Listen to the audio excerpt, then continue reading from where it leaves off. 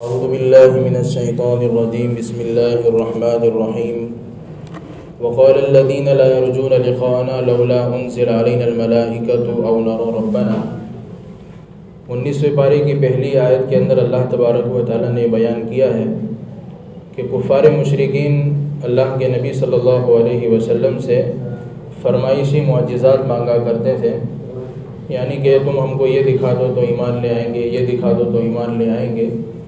دراصل ایمان جو ہوتا ہے وہ ایمان بالغیب ہو تو اصل ایمان ہے، یعنی ہمارا ایمان غیب کی باتوں پر ایمان ہے۔ ہم نے اللہ کو نہیں دیکھا، رسول کو نہیں دیکھا، جنت کو نہیں دیکھا، جہنم کو نہیں دیکھا، یعنی مرنے کے بعد جو بھی چیز پیش آنے والی ہے کسی چیز کو ہم نے نہیں دیکھا لیکن پھر بھی ہم ایمان لے آئے ہیں، یہ اصل ایمان ہے۔ اور کسی نے جنت کو دیکھ لیا، جہنم کو دیکھ لیا، اللہ کو دیکھ لیا، فرشتوں کو دیکھ لیا دنیا کے اندر، تو اس کا ایمان کوئی ایمان نہیں ہوا۔ تو یہ کفار مشرکین ایسا ہی کہا کرتے تھے تکبر کی وجہ سے کہ ہمارے پاس فرشتے نازل ہو جاوے اور ہم کو اللہ دکھ جاوے تو ہم ایمان لانے کے لیے تیار ہیں، اور یہ ساری باتیں اپنی نفسانی خواہشات اور تکبر کی وجہ سے کہا کرتے تھے۔ تو اپنے نبی کو یہ بات سمجھائی گئی کہ یہ لوگ یہ اپنی طرف سے فرمائشی معجزات طلب کریں، آپ ان کی طرف دھیان نہ دیں۔ وَيَوْمَ يَعُضُّ الظَّالِمُ عَلَى يَدَيْهِ يَقُولُ يَا لَيْتَنِي اتَّخَذْتُ مَعَ الرَّسُولِ سَبِيلًا۔ اس آیت میں اللہ تبارک و تعالیٰ نے مشرک کی حسرت اور اس کی ندامت کا ذکر کیا ہے کہ، اور اس میں خاص طور پر ان لوگوں کا ذکر کیا ہے جو شرک کرنے والے اور کفر کرنے والے ہیں، کہ جب یہ لوگ قیامت کے عذاب کو اور جہنم کے عذاب کو دیکھیں گے تو یوں تمنا کریں گے کہ کاش کہ ہم فلانے کو اپنا دوست نہ بناتے کہ اس کی دوستی کی وجہ سے ہم کو جہنم مل گئی۔ اور یہ آیت ایک شخص کے بارے میں نازل ہوئی، عقبہ ابن ابی معیط۔ اس نے مکہ کے بڑے بڑے لوگوں کے کھانے کی دعوت کی تھی اور اس میں بڑے بڑے لوگوں کو کھانے کے لیے بلایا تھا، اور اس میں اللہ کے رسول صلی اللہ علیہ وسلم کو دعوت دی تھی۔ نبی اکرم صلی اللہ علیہ وسلم نے کہا کہ میں تیری دعوت اس وقت کھاؤں گا جب تو کلمہ پڑھے گا۔ تو اس وقت اس نے کھڑے کھڑے وہاں پر کلمہ پڑھ لیا، اور اس لیے کلمہ پڑھا کہ اگر اللہ کے نبی علیہ السلام دعوت نہیں کھائیں گے تو میری عزت باقی نہیں رہے گی۔ اور یہ ان کے یہاں ایسا رواج تھا کہ کسی کو دعوت دی اور اس کی دعوت کے اندر نہیں آیا تو معاشرے کے اندر اس کی عزت جو ہے ختم ہو جاتی تھی کہ کیسا آدمی ہے، تیری دعوت بھی قبول نہیں کی گئی۔ تو اس نے وہاں پر کھڑے کھڑے کلمہ پڑھ لیا۔ اس کا ایک دوست تھا ابی ابن خلف، جب اس کو اس بات کی پتہ چلی کہ میرے دوست نے کلمہ پڑھ لیا ہے محمد صلی اللہ علیہ وسلم کا، تو وہ آگ بگولا ہو گیا اور اس کے چہرے لال پیلے ہو گئے۔ تو فوراً اس کے پاس آیا اور اس نے کہا کہ عقبہ تو نے محمد صلی اللہ علیہ وسلم کا لایا ہوا کلمہ پڑھ لیا ہے؟ کہ ہاں، کہ اگر میں کلمہ نہیں پڑھتا تو محمد میری دعوت بھی نہیں کھاتے اور میری عزت بھی ختم ہو جاتی، اسی لیے میں نے کلمہ پڑھا ہے کہ نہیں ابھی فوراً محمد صلی اللہ علیہ وسلم کے پاس جا اور ان کو تکلیف دے اور ان کے چہرے پر تھوک دے، تب جا کے تیری میری دوستی باقی رہ سکتی ہے، ورنہ میری دوستی ختم ہو جائے گی۔ اور اس نے ایسا ہی کیا۔ عقبہ ابن معیط نے اللہ کے نبی صلی اللہ علیہ وسلم کے پاس گیا اور تھوکا اور آپ کو ذلیل کیا۔ اور یہ دونوں کے دونوں یعنی ابی ابن خلف اور عقبہ ابن معیط یہ دونوں غزوہ بدر میں مارے گئے۔ یہ لوگ کل قیامت کے دن اٹھیں گے تو جہنم کے عذاب کو دیکھ کر عقبہ ابن معیط کہے گا کہ کاش میں ایسے کو دوست نہ بناتا جس کی دوستی کی وجہ سے مجھے جہنم میں جانا پڑتا، کاش میں محمد صلی اللہ علیہ وسلم کا راستہ چن لیتا۔ اس آیت کے ذریعے سے ایک بہت بڑا سبق ہم کو یہ ملتا ہے کہ ہمیں دوستی ایسی بنانی چاہیے کہ ہمیں ہمارے دوست کی وجہ سے جنت نصیب ہو، جہنم نہ ملے۔ اور ایک روایت کے اندر ہے، ایک صحابی نے اللہ کے نبی علیہ السلام سے پوچھا کہ یا رسول اللہ صلی اللہ علیہ وسلم ہم نشی کیسا ہونا چاہیے، دوست کیسا ہونا چاہیے؟ تو اللہ کے نبی علیہ السلام نے فرمایا کہ دوست ایسا ہونا چاہیے کہ اس کو دیکھ کر اللہ یاد آ جائے، اور دوسرا وہ جب بات کہے تو اس کی بات کے ذریعے سے تمہارے علم میں اضافہ ہو، اور تیسرا کہ وہ جب عمل کریں تو اس کا عمل دیکھ کر تمہاری آخرت کی یاد تازہ ہو جائے۔ یہ تین صفات تمہارے دوست میں ہونی چاہیے، ایسے کو دوست بنانا چاہیے۔ الم تر الی ربک کیف مد الظل ولو شاء لجعلہ ساکنا۔ یہاں سے اللہ تبارک و تعالیٰ نے کئی آیتوں تک اپنی قدرت کو بیان کیا ہے، اور یہاں پر ایک بہت بڑی قدرت بیان کرتے ہیں۔ کیا تم دیکھتے نہیں ہو کہ تمہارے رب نے سائے کو کیسا پھیلا دیا ہے؟ اگر چاہتا تو سایہ ایک ہی جگہ پر رہتا، لیکن اللہ نے ایسا نہیں کیا کہ سورج جب مغرب سے نکلتا ہے تو سایہ مشرق کی طرف ہوتا ہے، اور جب سورج بیچ میں آتا ہے تو سایہ بالکل سمٹ جاتا ہے، اور سورج جب پھر مشرق کی طرف پھر مغرب کی طرف آتا ہے تو سایہ مشرق کی طرف چلا جاتا ہے، یعنی سایہ گھومتا رہتا ہے۔ گویا سایہ بھی اللہ تبارک و تعالیٰ کی ایک نعمت بھی ہے اور اس کے ذریعے سے اللہ کی قدرت بھی سمجھ میں آتی ہے۔ قُلْ مَا أَسْأَلُكُمْ عَلَيْهِ مِنْ أَجْرٍ إِلَّا مَنْ شَاءَ أَنْ يَتَّخِذَ إِلَىٰ رَبِّهِ سَبِيلًا۔ گزشتہ انبیاء علیہ الصلوۃ والسلام بھی اور اللہ کے رسول صلی اللہ علیہ وسلم بھی جب بھی اپنی قوم کو بلاتے تھے تو ایک بات کہا کرتے تھے کہ ہماری دعوت کا مقصد تم سے کوئی لینا نہیں ہے، یعنی کوئی دنیا کمانا مقصد نہیں ہے، کوئی معاوضہ لینا نہیں ہے، ہم تم کو ایمان کی اور اسلام کی اور دین کی دعوت اس لیے دیتے ہیں کہ تم ایمان قبول کر لو۔ آگے جو فرمایا اِلَّا مَنْ شَاءَ أَن يَتَّخِذَ إِلَىٰ رَبِّهِ سَبِيلًا، ہم تو یہ چاہتے ہیں کہ تم اپنے رب کے راستے کو اختیار کر لو۔ ہمارا دعوت کا مقصد یہ ہوتا ہے، تم سے کوئی لینا دینا مقصد نہیں ہوتا ہے کہ تم ہم کو دنیا کی کوئی چیز دے دو ہماری دعوت کے بدلے میں۔ تو انبیاء علیہ الصلوۃ والسلام کا اپنے دین کو پھیلانے کا مقصد لوگوں کو ایمان پر لانا ہوتا ہے۔ وَعِبَادُ الرَّحْمَٰنِ الَّذِينَ يَمْشُونَ عَلَى الْأَرْضِ هَوْنًا، یہاں سے اللہ تبارک و تعالیٰ رحمان کے بندوں کو بیان فرماتے کہ عباد الرحمن کون ہیں، یعنی رحمان کی حقیقی بندے کون ہیں، ان کے اندر کیا صفات ہونی چاہیے۔ تو سب سے پہلی صفت یہ بیان فرمائی الذین یمشون علی الارض ہونا، زمین پر چلتے ہیں تو بڑی عاجزی کے ساتھ چلتے ہیں، تکبر کے ساتھ نہیں چلتے ہیں۔ دوسری صفت بیان فرمائی وَإِذَا خَاطَبَهُمُ الْجَاهِلُونَ قَالُوا سَلَامًا، جب جاہلوں کے ساتھ ان کی ملاقات ہوتی ہے تو سلام کہہ کر آگے چل دیتے ہیں، ان سے بحث و مباحثہ نہیں کرتے۔ تیسری صفت بیان فرمائی یبیتون لربہم سجدا وقیاما، اللہ تبارک و تعالیٰ کی رضا کے خاطر رات گزارتے ہیں سجدوں کے اندر، قیام کے اندر، یعنی رات کے آخری حصے میں اللہ کی عبادت کے لیے اٹھتے ہیں، تہجد کی نماز کو ادا کرتے ہیں۔ چوتھی صفت ان کی بیان فرمائی کہ اپنے رب سے ڈر کے مارے جہنم کے عذاب سے پناہ بھی چاہتے ہیں کہ اے ہمارے رب جہنم کے عذاب سے تو ہماری حفاظت فرما۔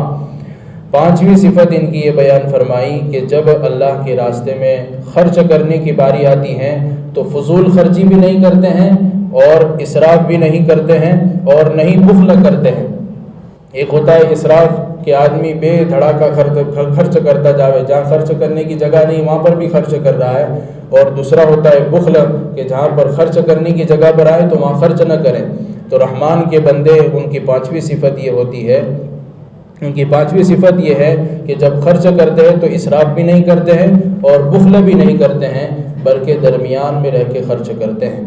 ان کی چھٹی صفت یہ بیان فرمائی والذین لا يدعون مع اللہ الہا آخر، اپنے رب کے ساتھ کسی کو شریک نہیں کرتے ہیں۔ اور ساتویں صفت بیان فرمائی کسی کا ناحق قتل نہیں کرتے ہیں۔ آٹھویں صفت بیان فرمائی ولا یزنون، زنا نہیں کرتے ہیں۔ اور نویں صفت یہ بیان فرمائی کہ جب گواہی دیتے ہیں تو جھوٹی گواہی نہیں دیتے بلکہ سچی گواہی دیتے ہیں۔ 10ویں صفت یہ بیان فرمائی جب کسی گناہ کی جگہ پر سے گزرتے ہیں تو وہاں پر ٹھہرتے نہیں ہیں بلکہ وہاں سے گزر جاتے ہیں، ان کو ایسا محسوس ہوتا ہے کہ یہاں کچھ ہو ہی نہیں رہا۔ اور ان کی 11ویں صفت یہ بیان فرمائی والذین اذا ذکروا بآیات ربہم، اپنے رب کا جب کلام پڑھتے ہیں تو بڑے شوق سے پڑھتے ہیں، سمجھ کر پڑھتے ہیں اور پھر اس پر عمل بھی کرتے ہیں۔ پھر ان کی 12ویں صفت یہ بیان فرمائی کہ اپنے رب سے ایک بہترین دعا کرتے ہیں۔ کیا دعا کرتے ہیں؟ ربنا هب لنا من ازواجنا وذرياتنا قرة اعین واجعلنا للمتقین اماما، اے ہمارے رب تو ہمارے گھر والوں کو، ہماری ذریت کو ہمارے لیے آنکھوں کی ٹھنڈک بنا اور ہمیں متقین کا امام بنا، یعنی ہمارے گھر والوں کو نیک بنا دے، چاہے ہمارے گھر کی بیویاں ہوں، ہمارے گھر کے بچے ہوں، اولاد ہو، سب کو نیک بنا دیں اور ہمیں متقین کا امام بنا دیں۔ تو یہ دعا ہمیں ہر اپنے دعاؤں کے اندر مانگنی چاہیے اور ان صفات کو اپنے اندر داخل کرنا چاہیے۔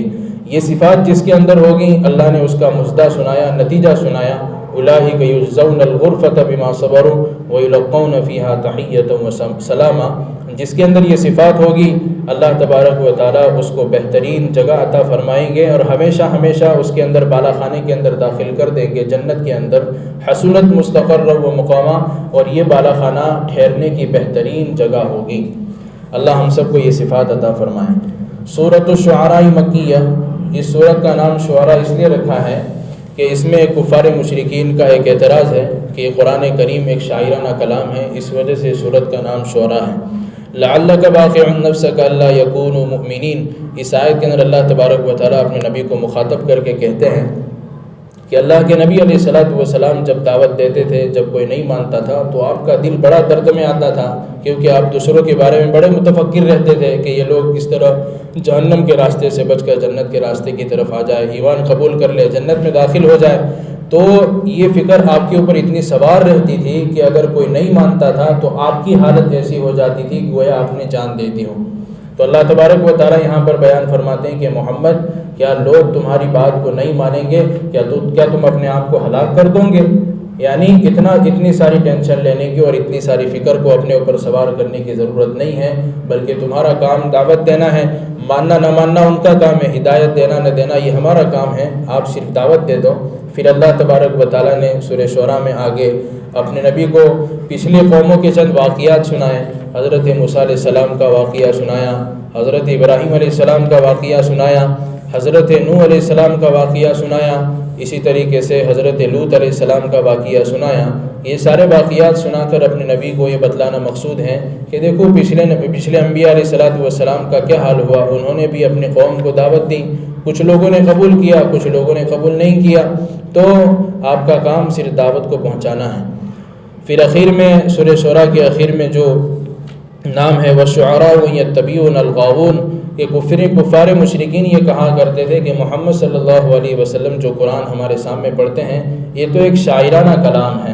کیا کہتے تھے؟ یہ تو ایک شاعرانہ کلام ہے، اس کی کوئی حقیقت نہیں ہے۔ اللہ تبارک و تعالیٰ نے آگے ان کے سوال کا جواب دیا، أَلَمْ تَرَ أَنَّهُمْ فِي كُلِّ وَادٍ يَهِيمُونَ وَأَنَّهُمْ يَقُولُونَ مَا لَا يَفْعَلُونَ، کہ شاعرانہ کلام تو اسے کہتے ہیں کہ جس کی کوئی حقیقت نہیں ہوتی۔ جو بڑے بڑے شاعر ہوتے ہیں کہ وہ اپنے اشعار کے اندر ایسی باتیں کہا کرتے جس کی کوئی حقیقت نہیں ہوتی۔ بعض شاعر کہتے ہیں نا کہ ہماری طاقت تو شیر جیسی ہے، فلاں جیسی ہے، طاقت تو ایسی بتاتے ہیں کہ وہ شیر کے مانند ہو، لیکن حقیقت میں دیکھنے جاؤ تو وہ گیدڑ اور لومڑی سے بھی زیادہ بددل اور بزدل ہوتے ہیں۔ تو ان کے کہنے میں کوئی حقیقت نہیں ہوتی ہیں۔ ہاں، جن کے اشعار کے اندر محبت ہوتی ہے، جن کے اشعار کے اندر دین کی باتیں ہوتی ہیں، تو وہ اشعار کہنے میں کوئی ممانعت نہیں۔ آگے اللہ نے بیان فرمایا إِلَّا الَّذِينَ آمَنُوا وَعَمِلُوا الصَّالِحَاتِ، یقیناً وہ لوگ جو ایمان لائے اور جو نیک عمل کرتے ہیں، یعنی جن کے اشعار کے اندر نیک باتیں ہوتی ہیں تو ان کے اشعار کوئی خراب نہیں ہوتے ہیں۔ جیسے اللہ کے نبی علیہ السلام کے زمانے میں آپ کے بہت بہترین شاعر حسان ابن ثابت رضی اللہ تعالیٰ عنہ تھے، جنہوں نے اللہ کے نبی علیہ السلام کی تعریف میں کئی اشعار کہے ہیں۔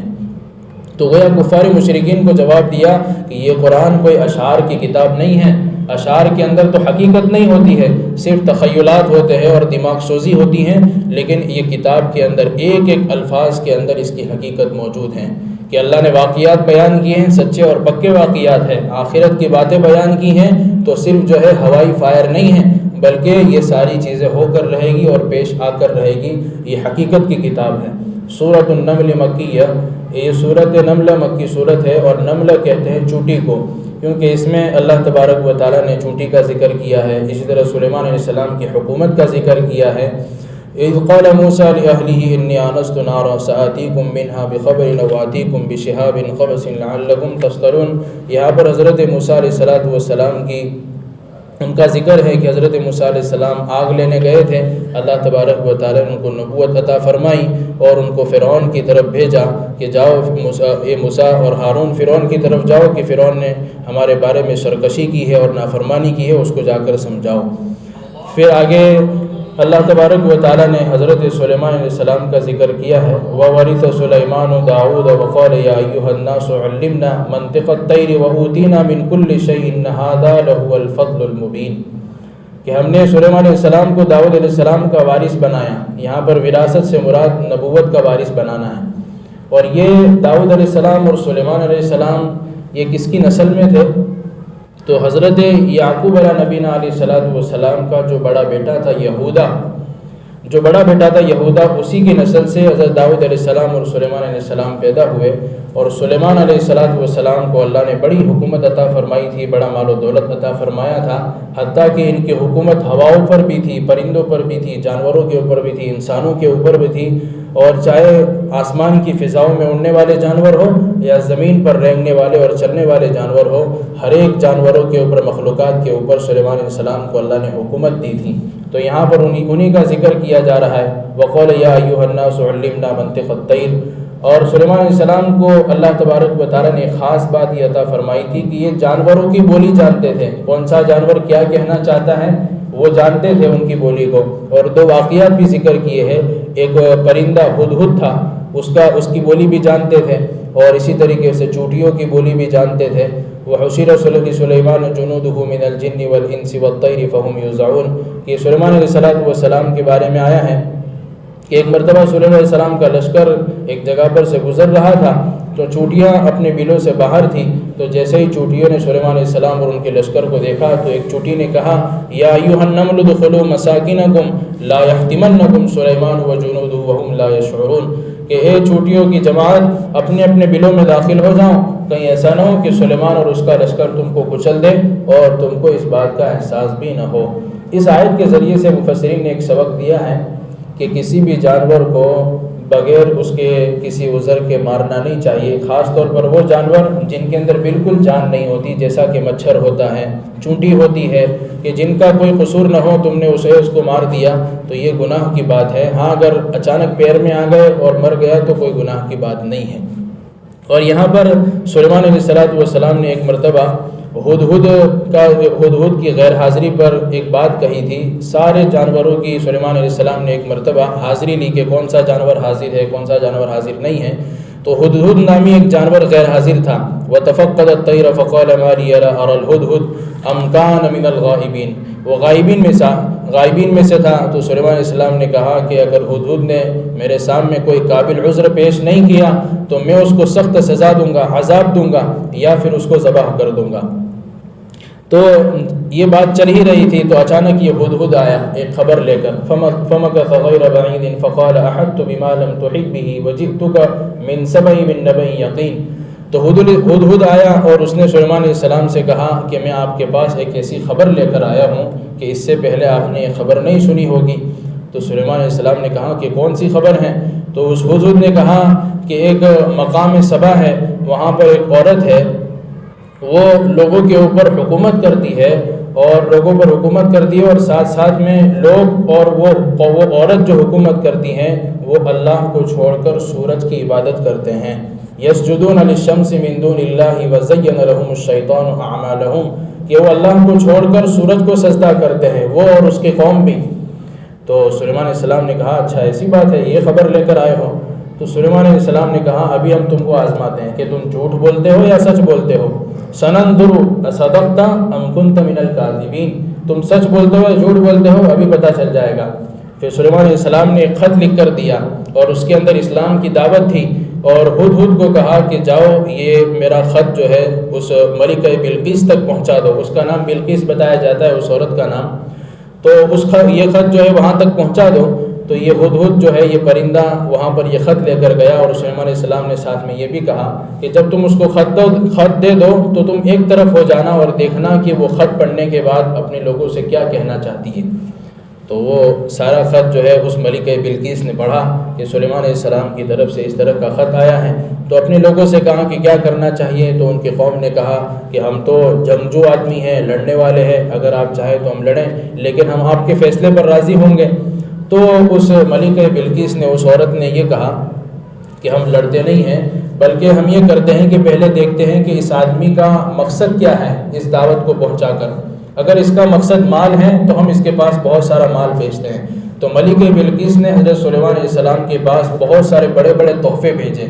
کہ اگر اس کا مال مقصد ہوگا تو ہم لے دے کے بات کو ختم کر دیں گے۔ تو یہ سارا مال جب سلیمان علیہ السلام کے پاس گیا تو سلیمان علیہ السلام نے صاف انکار کر دیا کہ یہ سارے مال کی مجھے کوئی ضرورت نہیں ہے، اس سے بہتر اللہ نے مجھے چیز عطا کی ہے۔ کون سی بہتر چیز عطا کی ہے؟ کہ اللہ نے ہواؤں پر مجھے حکومت دی ہے، پرندوں پر حکومت دی ہے، جانوروں پر حکومت دی ہے، انسانوں پر حکومت دی ہے،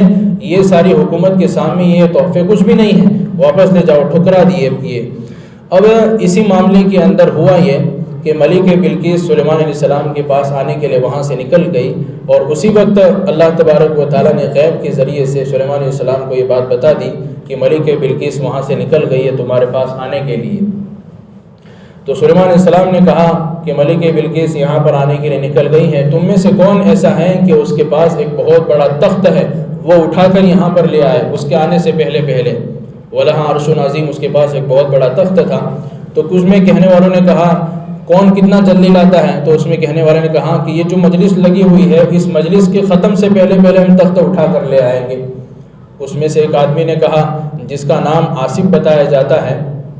اور یہ آصف جو ہے سلیمان علیہ السلام کا ایک خاص آدمی تھا، اللہ نے اس کو کرامت عطا فرمائی تھی،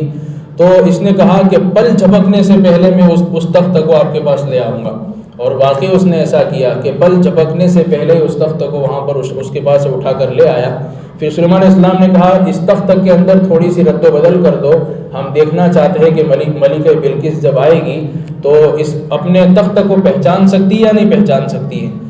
تو وہ تخت آ گیا، پھر اس کے بعد ملکہ بلقیس آئی اور دربار کے اندر داخل ہوئی، اور فوراً تخت کو دیکھ کر کہا کہ یہ تخت جو ہے کچھ اپنا سا معلوم ہو رہا ہے۔ تو سلیمان علیہ السلام نے کہا اس تخت کو پہچانتے ہو کہ ہاں یہ میرا ہی تخت ہے؟ پھر سلیمان علیہ السلام نے کہا کہ ہاں اندر آ جاؤ۔ پھر جب اندر آنے کے لیے اجازت دی تو بڑا عجیب معاملہ اس عورت نے یہ دیکھا کہ جب محل کے اندر داخل ہوئی تو محل کے اندر ابھی داخل نہیں ہوئی تھی، بار صحن کے اندر ایک بہت بڑا سمندر جیسا کنواں تھا، پانی تھا، اور اس پانی کے اوپر حضرت سلیمان علیہ السلام کے ماننے والوں نے اور کام کرنے والوں نے اس پر شیشہ بنا کے رکھا تھا چھت کی طرح، اور دور سے دیکھنے والوں کو ایسا معلوم ہوتا تھا کہ یہ پانی ہے، حالانکہ پانی کے اوپر سفید شیشہ بنا کے رکھا تھا۔ تو جیسے ہی عورت آگے بڑھنے لگی تو اس نے اپنے کپڑوں کو اوپر اٹھا دیا، یہ سمجھ کر کہ یہ پانی ہے، تو سلیمان علیہ السلام نے کہا کہ عورت یہ پانی نہیں ہے بلکہ یہ تو شیشہ بنا کے رکھا ہے۔ تو وہ عورت جو ہے یہ دیکھ کر یہ سمجھ گئی کہ یہ سلیمان علیہ السلام کی اپنی طاقت نہیں ہے، یہ کوئی ایک بہت بڑے آدمی ہے۔ تو گویا اس نے پہلے تو جب سلیمان علیہ السلام کو دیکھا تو بادشاہ کی شکل میں دیکھا تھا، لیکن جب یہ ساری چیزیں دیکھی تو اس نے جو ہے بادشاہ کے پیچھے سلیمان علیہ السلام کی نبوت کو پہچان لیا کہ یہ حقیقت میں یہ نبی ہیں۔ تو فوراً اس نے اپنی زبان سے کہہ دیا قالت رب انی ظلمت نفسی واسلمت مع سلیمان للہ رب العالمین۔ اسی وقت اس نے کھڑے کھڑے اللہ تبارک و تعالیٰ کے اوپر ایمان لے آئی کہ میں نے اپنے آپ پر بہت ظلم کیا، کفر کر کے، شرک کر کے، میں سلیمان علیہ السلام کے ساتھ اللہ رب العالمین پر ایمان لاتی ہوں۔ گویا کہ ایمان میں داخل ہو گئی، اور سلیمان علیہ السلام کا مقصد بھی پورا ہو گیا۔ ان کا مقصد یہی تھا کہ کسی بھی طرح سے یہ ایمان لے آئے، تو یہ اس طرح ایمان میں داخل ہوئی۔ پھر اخیر میں اللہ تبارک و تعالیٰ نے پارے کے آخر میں قل الحمد للہ وسلام علی عبادہ الذین اصطفیٰ اللہ خیر اما یشرکون۔ اے نبی جی آپ کہہ دیجئے کہ تمام تعریف اللہ ہی کے لیے ہے، اور سلامتی ہو اپنے بندوں کے اوپر اور ان بندوں کے اوپر جن کو ہم نے چن رکھا ہے۔ یا اللہ تبارک و تعالیٰ خیر کی بات بتاتے ہیں، یا اللہ تبارک و تعالیٰ خیر ہیں یا بھلائی کی چیز ہے، یا پھر وہ بھلائی کی چیز ہے جس کو یہ لوگ اللہ کے ساتھ شریک کرتے ہیں۔ یہاں پر سلامتی ہے اپنے بندوں پر، کون سے بندوں پر؟ تو اس میں مفسرین نے الگ الگ بات لکھی ہے۔ یہاں پر بندوں سے مراد وہ بندے ہیں جو اللہ کے نبی علیہ السلام کے ساتھ ہے، یعنی کہ صحابہ۔